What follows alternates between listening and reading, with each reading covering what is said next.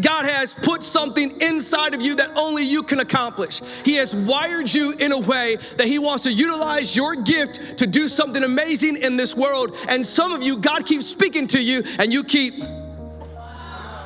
I don't got time for it. I'm too busy for it. You know, I'm underqualified for it.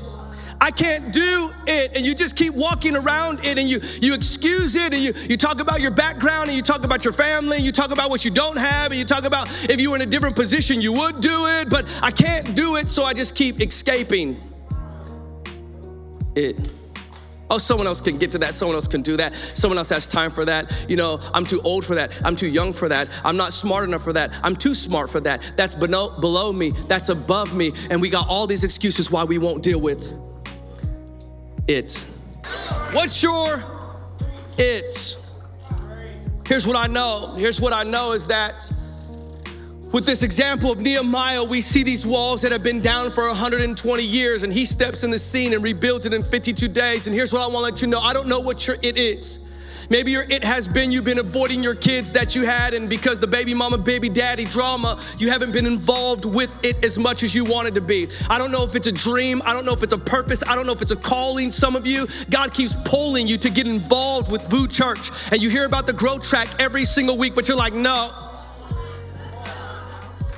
And you're like, no, I don't, no, you know, they got people already. And I get that, we do. Can I tell you something? If you never go through growth track, everything will happen just like it happened before. What's been laid dormant for decades can be rebuilt in days. I don't care what your family looks like. I don't care how that relationships looks. I don't care what your calling, your dream, your purpose. I don't care how jacked up it looks right now. What's been laid dormant for decades can be rebuilt in days. God can turn around your family. God can turn around your siblings. God can turn around your story. God can turn around your past. He's a good God. He's a good Father. And what's been laid dormant for decades that you've been stepping over with just a little bit of work can be repaired in days. In days. It's not beyond repair. It's not too far gone. I don't care what you felt like to damage it and what you felt like couldn't do it. God can use what you'll be willing to give him.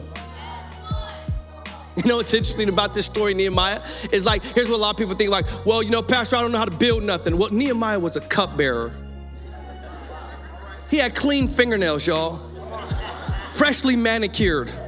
Because the king didn't want to see no dirty old fingernails when he's handing that cup. Nehemiah wasn't no contractor, no construction worker. He just had a heart. He just was willing to do whatever it took to see that something be fortified. Some of us, we keep looking for something new, like that's gonna fix it. And we see what Nehemiah, that he just says, no, guys, hey, you see that old rocks over there? Just pick them up and build the wall. Take that old rickety gate. We're gonna put that gate right back in there. Let this be a reminder that God can make something beautiful out of our ashes. Let this be a reminder that God can take broken things and make them whole again. Let this be a reminder that our God, who's a good God, who's a faithful God, doesn't need to change who we are to help us be who we are, that he can take the messed up person that I am and use me to do something glorious through his mighty and awesome name. Just use what you have left.